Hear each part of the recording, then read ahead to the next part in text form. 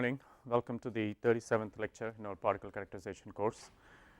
In the last few lectures, we have been discussing applications of particle technology to high technology manufacturing industries such as semiconductors, and we have been focusing on characteristics of particles that have importance in such applications.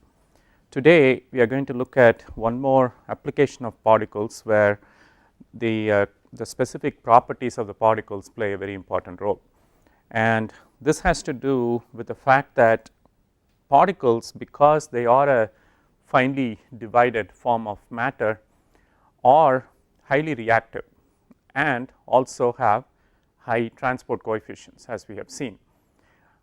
When you look at the combination of these two factors, the harmful aspects of particles, particularly in our everyday life, can also be quite significant.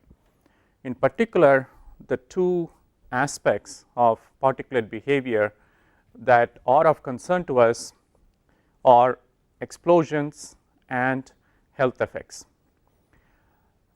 When we talk about explosions, what we are talking about here is essentially dust clouds, which can not only initiate combustion but also sustain combustion and explosion over a long period of time as well as over large distances. The reason, of course, is that as particle size gets smaller, its burning rate increases. As we have seen before, you can look at the rate of burning of a particle as being inversely proportional to the diameter of the particle. So the total time for burning essentially goes as d squared. So as the particle or droplet diameter becomes smaller and smaller, its ability to burn increases quite rapidly. So if you have essentially a dust cloud consisting of very fine particles, you can see that the tendency for this dust cloud to ignite and then explode is quite high. Now, there are many industries in which such dust clouds can form. Some of them are obvious when you are talking about mining, for example. Coal mining is one instance where the ability of the suspended coal fines in the environment of the mine is a huge risk from an explosion viewpoint. I am sure you have read of periodic accounts in papers where a mine collapses because of an explosion. The reason that this happens is that particularly in a mining operation, there are many sources of fine particles. The process of bringing out the ore, the mining process itself, creates many fine particles, and then the transport or conveyance of these coal particles or other types of mineral particles from the mine shaft to the outside again involves several potential sources of combustible particles. And so coal mines have always been associated with a tendency for ignition and explosion, but there are virtually every industry that involves particulates in some form is susceptible to explosions that are caused due to the presence of these fine particles. For example, even woodworking. When somebody is working on wood, they are generating these wood chips, wood burrs, which can catch fire quite easily. Or any comminution operations, size reduction operations such as crushing, grinding, they all involve essentially the generation of very fine particles. And the same thing happens with polishing, or any kind of metalworking involves generation of particles. So the metal industry, plastics, even plastic particles, if they are fine enough, can burn quite easily. Pharma industry, we are constantly dealing with extremely fine particles with bio components to them, and these are also quite capable of catching fire and then maintaining the flame conditions for a long period of time. Chemical industries, obviously, any chemical industry will involve the use of various chemical reagents in powder form, and if you are not storing them and treating them properly, they can easily lead to a fire incident. So, I mean the point is there are literally hundreds of industries in which particles in their fine form are encountered, and you always have to be on watch for potential ignition and combustion type of situations. Now, the properties of these particles that really lead to ignition and then sustenance of the explosion are things like size, obviously, shape. It is quite possible that non-spherical particles are more reactive than spherical particles, if only because they are in a thermodynamically less stable condition. Concentration is the largest variable. When we talk about any fire that is sustained by finely divided particles in the environment, the higher the concentration, obviously the greater the propensity for ignition to happen. Now, when you think about fuel to air combustion, normally the maximum rate of combustion or maximum flame speed happens when there is a stoichiometric ratio of fuel to air. However, in situations involving particularly solid fuels, like for example metal fines in air, that is not true. In fact, the rate of combustion as well as the rate of flame propagation are higher for higher ratios of solid fuel to air. So, the greater the concentration of solids in the air, the higher the probability that something will ignite, and also the higher the rate at which the combustion front will move. There are actually two types of explosion situations. One is called detonation, the other is called deflagration. The difference between the two is, in detonation, the shock wave that usually accompanies an explosion travels at the same rate as the flame front. So, essentially in a detonation, by the time you hear in a sense the explosion, the flame will already be at your location. Deflagration is one in which the shock wave travels much faster than the flame front. So, essentially you will hear the explosion first before the flame front reaches you. But in both cases, the flame fronts are moving very fast, essentially at the speed of sound. So, you do not really have much time to react. By the time you hear an explosion or you see a flame front, it is probably too late. And so, a lot of the focus really has to be on prevention. For example, some of the things that are done, if you take a coal mine for example, it turns out that methane gas, when it is present, can accelerate the reactions leading to burning and ignition, and the percentage of methane that is present in the environment has a huge effect on the probability or possibility of ignition happening. In fact, in the old days, miners used to take a parrot with them into the mine. The reason for that is, if a parrot inhales a methane, it will die. So, they keep looking for signs that the parrot is suffering. As soon as it starts to show some discomfort, it means there is more methane than normal in the atmosphere, and it is time for all the miners to get out. And also in something like a coal mine, your options are limited. I mean, you have to mine the coal and you have to bring it out. I mean, that is the reason that a coal mine operates. So, what can you do to reduce the sources of fire? Well, the first thing is, again, to minimize the concentration of fines in the environment. So, anytime you are worried about an ignition / explosion situation associated with particulate fines in the atmosphere, the best strategy is to minimize the source, reduce the concentration of these fines, and that can be done by essentially improving the process, right. I mean, instead of using big hammers to break the rocks and get the minerals out, maybe there is a smarter way to do it. Maybe you can use less force, more better directed, maybe with some containment, maybe you can have some vacuum that sucks up the particles, or some airflow that directs the particles to go to a less critical location. So, that type of process investigation and improvement in order to minimize the source is the first thing you should consider. The second is containment.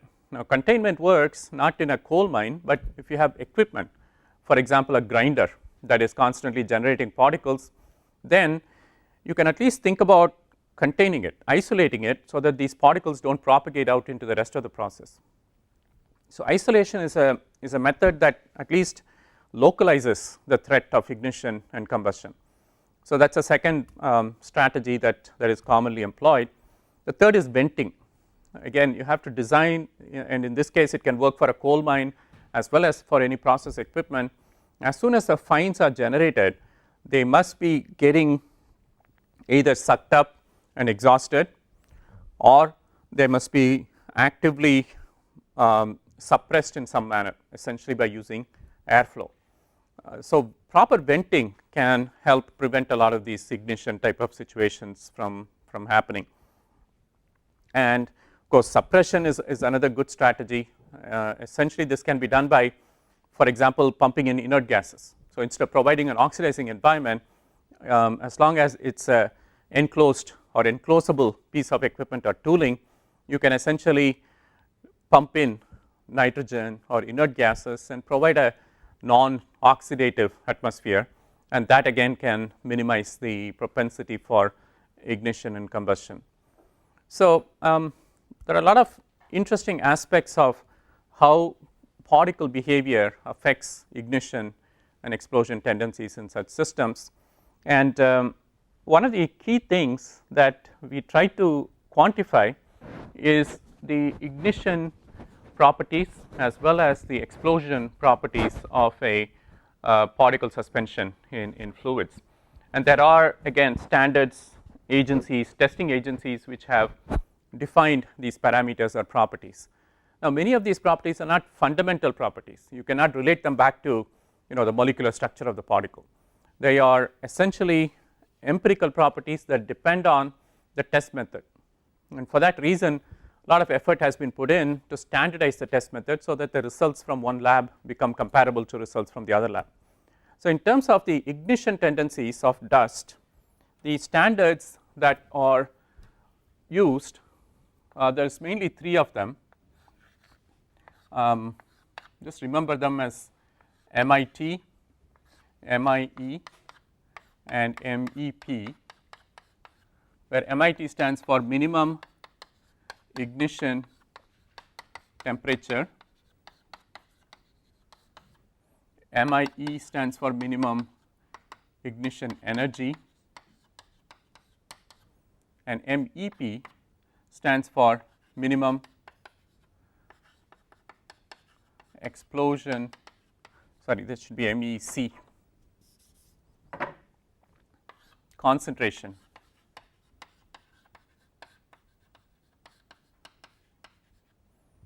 So, the way these are defined, the minimum ignition temperature is determined by taking a sample of the dust, inject it into a heated chamber and slowly increase the temperature until you reach a temperature at which the powder will essentially self ignite. So, this is without the addition of an external oxidizing source. So, it is also called the auto ignition temperature. So, it gives you a temperature at which the ignition will happen regardless of how oxidizing the environment is.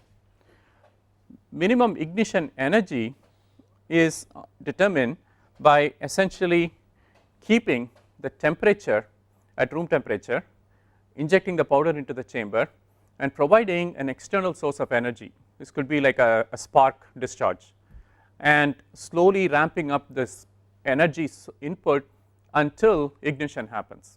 Okay. So, it is a minimum external energy input that can drive ignition to happen. And finally, the minimum explosion concentration is where you keep the chamber temperature at the minimum ignition temperature, but lower the concentration until ignition stops happening. So, it gives you a value for the threshold concentration or minimum concentration at which ignition will happen. So, these 3 parameters together provide actually an index for ignition sensitivity of the particulate mixture. So, ignition sensitivity is defined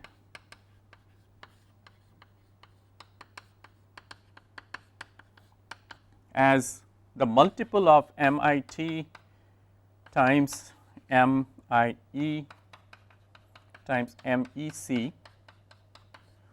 for a reference dust divided by the same product for the sample under consideration. And the reference dust is traditionally taken to be Pittsburgh coal dust. So, this is a dust sample that has been extracted from Pittsburgh coal mines and distributed to various labs around the world, and this is kept as to use as the standard to compare your sample against. Now, similarly, when we talk about explosion, there are two parameters that govern how severe the explosion will be when it happens, and these are defined as MEP and MRPR, where MEP stands for minimum explosion pressure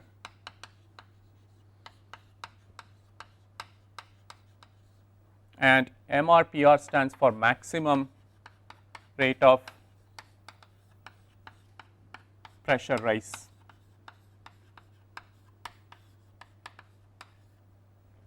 So, these terms refer to measurements of how severe the pressure release is when explosion happens. What is the minimum pressure release when the mixture explodes, and maximum rate of pressure rise then refers to once you have an initial pressure that is associated with the explosion, how rapidly does the pressure rise subsequently.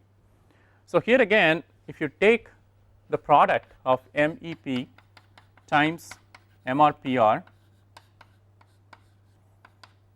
this is and then take the ratio of the same parameter MEP times MRPR. In this case, the reference values are reversed in order.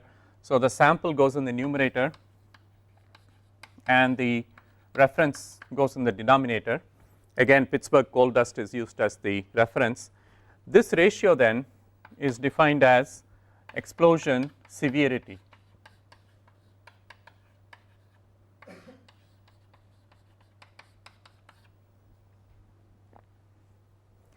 Now, if you take the product of ignition sensitivity times explosion severity, this then is termed as the hazard potential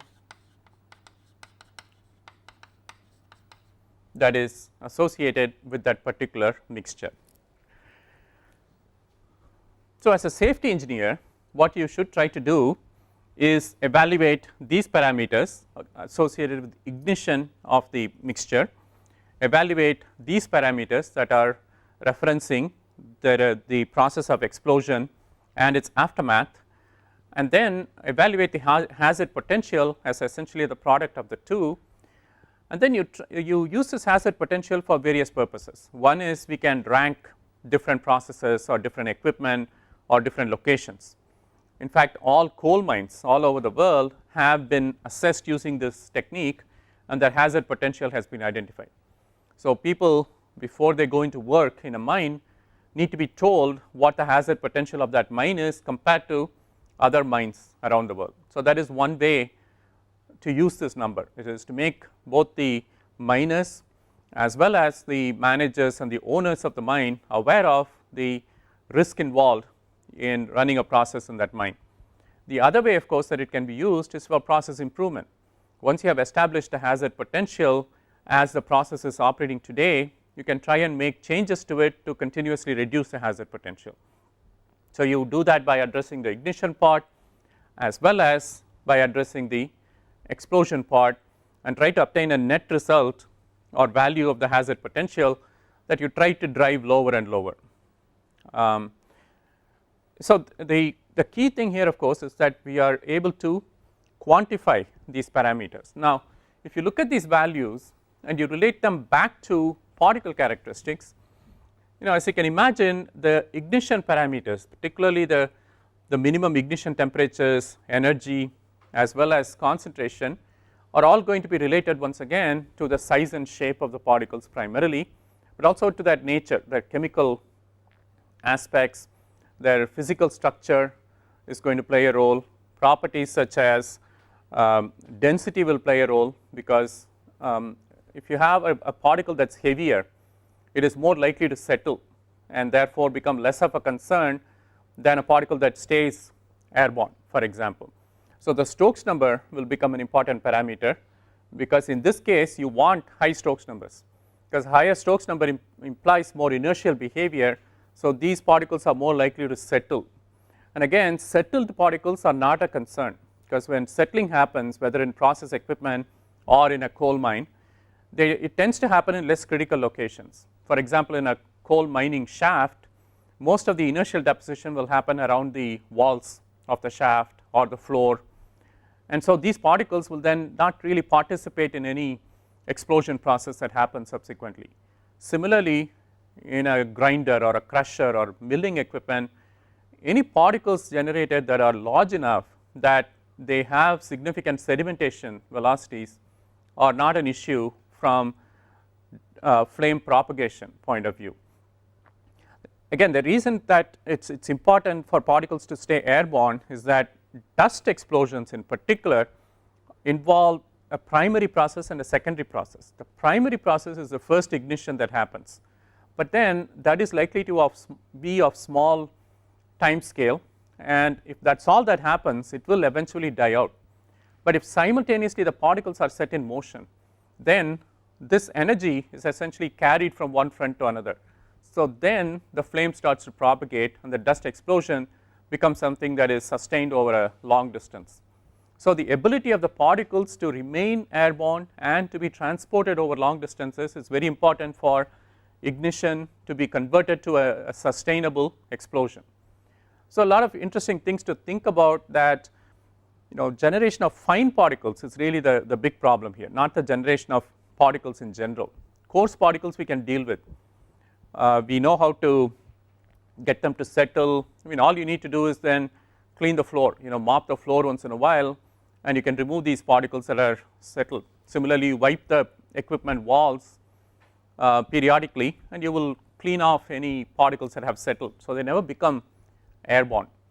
It's the particles again in that intermediate size range that are the most difficult to deal with, because extremely fine particles like in the nano range, again because of their high diffusional characteristics, will eventually find a solid surface and stick to it. So we don't really need to worry about those too much. It's the particles in the sub-micron to 1 micron to 2 micron size range that are the most dangerous in terms of ignition and explosion as well. Okay, so we have been talking about essentially solid particles and their ignition, explosion characteristics so far. Now if you think about liquid droplets, many of what we have been talking about would still apply. Now liquid fuel combustion is obviously very commonly used in many applications, starting from your automobiles to jet planes to whatever. The key thing when you're trying to burn a liquid is that it burns better again when you break it up into droplets. So it's always tempting to atomize liquid fuels, because atomization, which is essentially the process of breaking up a continuous film of a liquid into fine droplets, is a process that has huge advantages in terms of improving the combustion efficiency. For example, in satellite propulsion applications, ISRO uses liquid kerosene as the fuel, and they have devoted a lot of research to the best processes for atomizing this liquid kerosene, so that when it gets introduced into the combustion chamber, it will burn with the highest efficiency. They want to use a minimum of the fuel. They also want to minimize the combustion time, because satellites are getting smaller and smaller. So when you go to nano satellites and pico satellites, the total time that's available to you for combustion is of the order of nanoseconds and picoseconds. So combustion and energy release has to happen almost instantaneously. In order to do that, you have to make the droplets as fine as possible. So that is one aspect where this finely divided form actually presents huge advantages.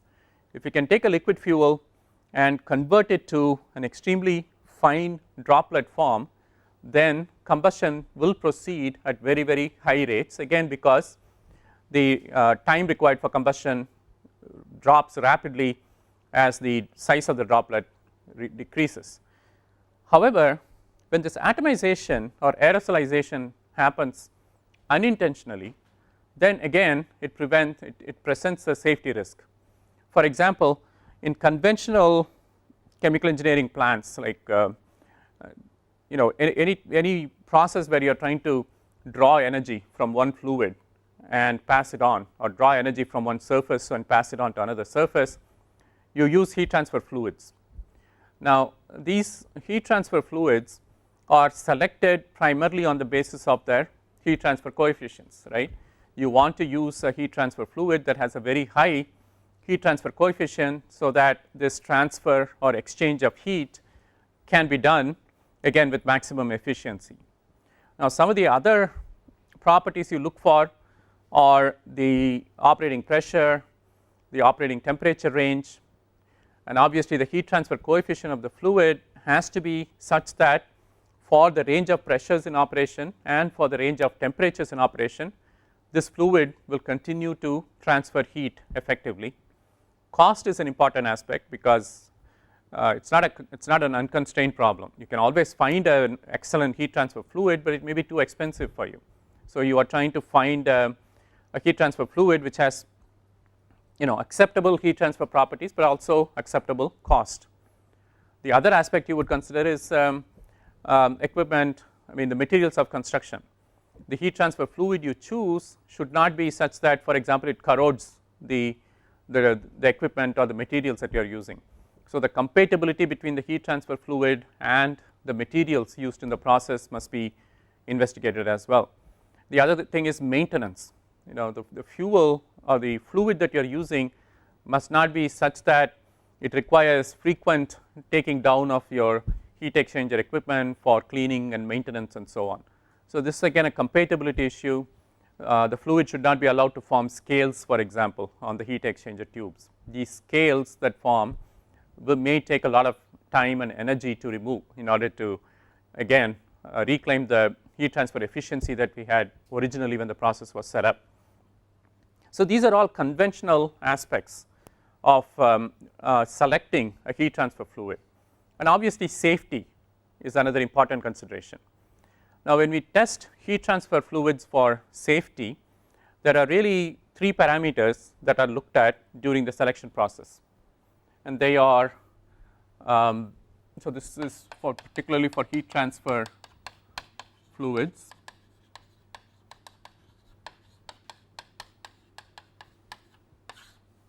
Again, the first one that we had defined for solid particles, that is the minimum ignition temperature, which is also known as the auto ignition temperature, is of relevance to liquid fuels as well, or gaseous fuels. So this refers to a temperature where the fuel will burn spontaneously without an external source of energy. But there are two other temperatures that are also of interest here. The first is flash temperature, and the other one is flash temperature and fire temperature. A flash temperature is defined as the first temperature at which the fuel generates sufficient vapor to sustain momentary combustion, whereas the fire temperature is defined as the first temperature at which the fuel generates sufficient vapor pressure to support sustained combustion. So the difference between them is this involves momentary combustion, whereas this references sustained combustion. So obviously the flash temperature is the lowest of the three. The fire temperature compared to the flash temperature is higher, and it can be higher by as much as 50 to 100 degrees F, and of course the auto ignition temperature is the highest. So, every heat transfer fluid is ranked in terms of these 3 temperatures, and obviously you try to choose a heat transfer fluid that has the least flash temperature, least fire temperature, and least auto ignition temperature. Now, this conventional approach to selecting a heat transfer fluid based on safety considerations has one big problem.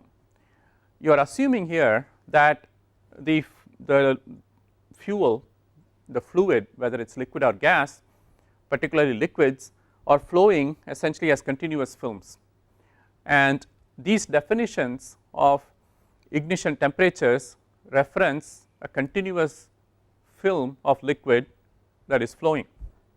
But in reality, what happens? The heat transfer fluid is getting sprayed into the chamber. Now, as it gets sprayed, it has a tendency to break up into droplets, especially because we are pressurizing the spray in order to achieve a certain velocity. So, the higher the pressure at which you are spraying the fluid, the greater is the velocity of the fluid as it exits the nozzle, and the greater the velocity, the higher will be the shear rate at the interface between the liquid fuel and the air that is surrounding it. Now, a higher shear rate essentially implies more instability at the interface between the air and the fuel. Higher instability implies more breakup of the film of liquid into droplets. So, as you pressurize and spray these liquids that are used as heat transfer fluids, they have a tendency to break up into fine droplets. And so, that is again good from a heat transfer viewpoint, because for the same volume of the fluid you are getting much more heat transfer area now, but from a combustion safety viewpoint, we are again back to the situation we had with the solid powders, because due to this atomization or aerosolization, this liquid sheet is now getting converted into fine drops of liquid. Ignition can happen at temperatures far below this flash temperature, because discrete droplets will burn much faster compared to a continuous sheet of liquid. So, it becomes important then to define a new safety parameter. You have to relate the aerosolization characteristics of the liquid to process parameters, and a lot of work has gone into this. Texas A&M University, for example, has a safety center which has probably taken the lead in terms of looking at this problem and trying to develop a correlation between properties of the fluid and the operating conditions to its potential for ignition. And they have developed a correlation of the following form. They have related the diameter of the droplet that results from this atomization process to flow properties like the Reynolds number, Weber number, and so on, and the correlation is of the following form. They have taken the Sauter mean diameter and non-dimensionalized it with respect to the spray orifice diameter. So, here dO is the spray orifice dia, SMD stands for Sauter mean diameter. Now, the Sauter mean diameter is also defined as S23, and it is defined as summation of Ni di cubed over summation Ni di squared. By the way, this should be S32, not 23.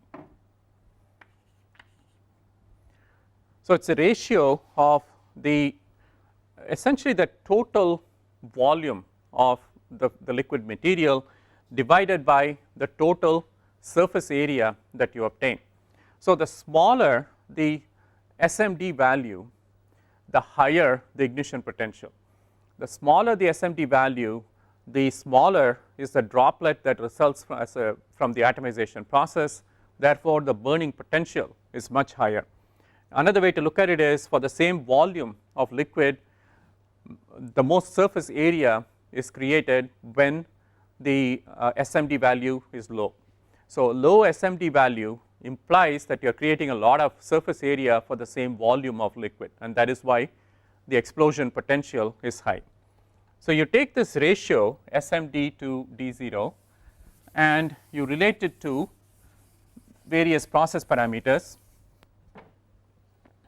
SMD over D0 equals some A times Reynolds number to the power B times Weber number to the power C times rho L by rho G to the power D times mu L by mu G to the power E times x over D0 to the power F. Here the constants A, B, C, D, E, F are essentially obtained by doing a lot of experiments and doing multiple regressions. The Reynolds number is defined as D0 times V times mu L over rho L, where V is the exit velocity of the liquid from the nozzle, mu L is the viscosity of the liquid, and rho L is the density of the liquid. So, the Reynolds number really refers to the flow of the liquid.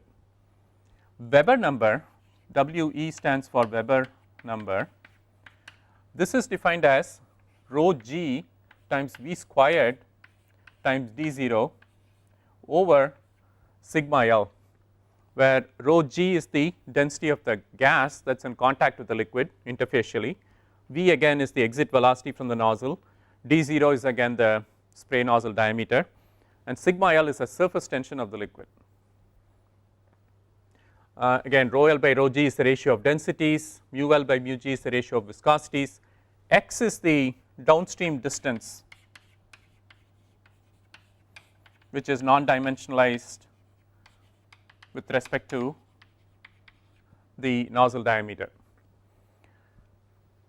So, by using this correlation, what we can do is for a given set of properties on the right hand side, for a given nozzle diameter, velocity, liquid properties, gas properties, we can actually estimate the droplet size that results from the atomization process as a function of distance away from the nozzle. So, how is this information useful to us? So, once you have calculated this Sauter mean diameter for your specific operating conditions, you develop charts of the following form.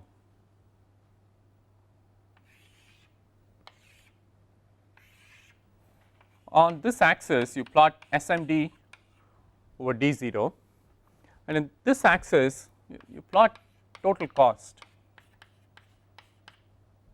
Okay, as a process engineer, these are one of the first charts that you will generate. Now, if you are on this quadrant, left hand side lower quadrant, what does it mean? This is low cost, but the Sauter mean diameter is low in this quadrant, right. So, it is high hazard.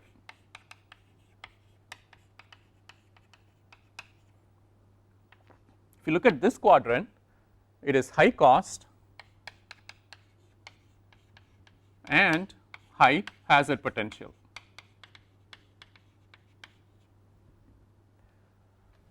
If you look at this quadrant, this again is high cost, but low hazard because your Sauter mean diameter is higher.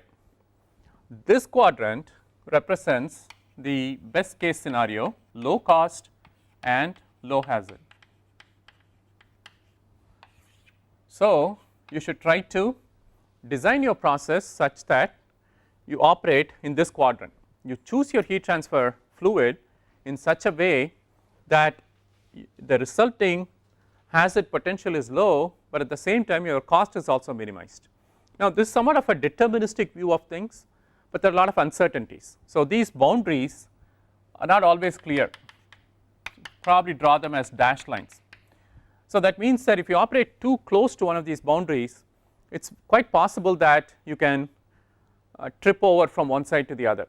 So, the message behind that is do not try to operate near any of these boundaries, try to operate as much in the center as possible, so that even if there are some slight uncertainties in your estimation of the various parameters, you are still safe. You are not going to fall over from one quadrant to another quadrant. So this quadrant based approach for process design is something that is widely employed in heat transfer or industries involving heat exchanger equipment. Now another way that you can do this is by looking at, on the one axis you can plot hazard potential, and on the other axis you can plot combustion efficiency.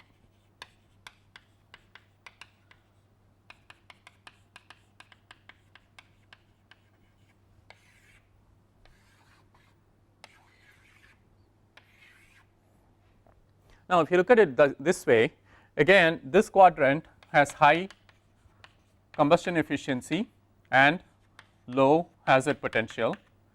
This one has low combustion efficiency and high and low hazard potential, and here you have high combustion efficiency and high hazard potential, and in this quadrant you have low combustion efficiency and you have high hazard potential.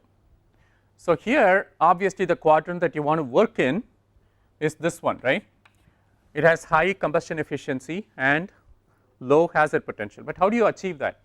In terms of the Sauter mean diameter, what does this mean? We know that any time you have high hazard potential, it implies low Sauter mean diameter, right, whereas a low hazard potential implies high SMD.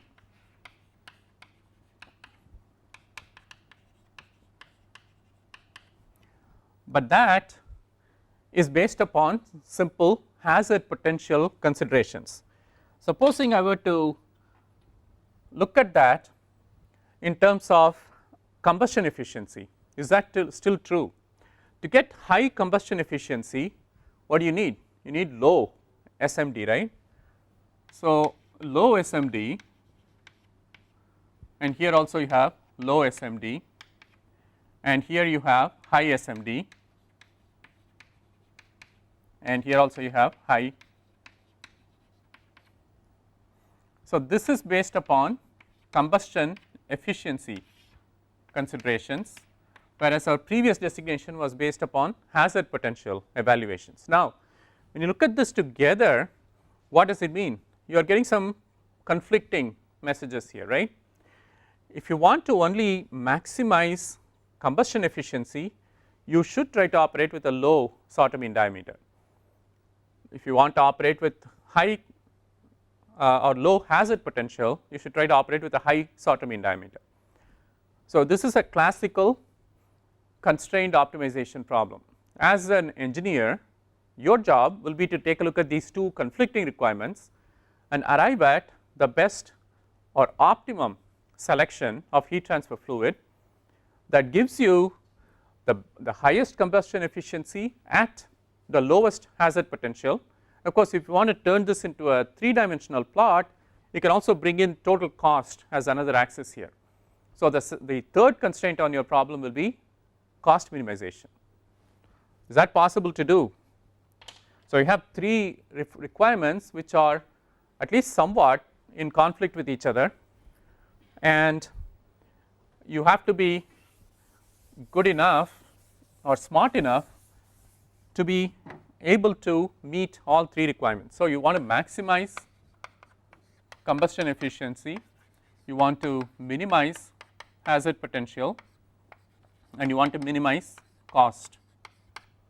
And when you talk about cost, it is not just the purchase cost of the heat transfer fluid, but the long term operating cost of the equipment. So you have to project how much it's going to cost to purchase appropriate materials, how much it's going to cost to maintain the equipment, and so on. All of that has to be taken into consideration so that you don't only look at the one time or capital cost of purchase, but also the recurring cost of running the equipment over time.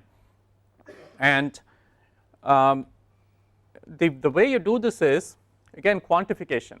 You should try to obtain an expression for this as a function of the sorter mean diameter, and then similarly for hazard potential as a function of the sorter mean diameter. Cost of course is not necessarily related to the sorter mean diameter, but these two are.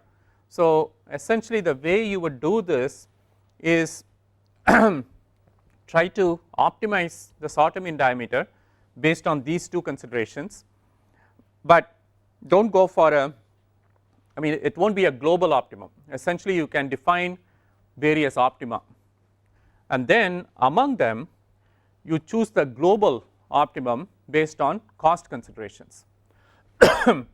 So this will lead to local optima, and this plus this will lead to a global optimum selection of a heat transfer fluid. So as you can see, this whole process of ignition, explosion, combustion, whether it involves solid particulates or whether it involves liquid droplets, involves many key aspects of particle characteristics that we need to be aware of, we need to be able to measure.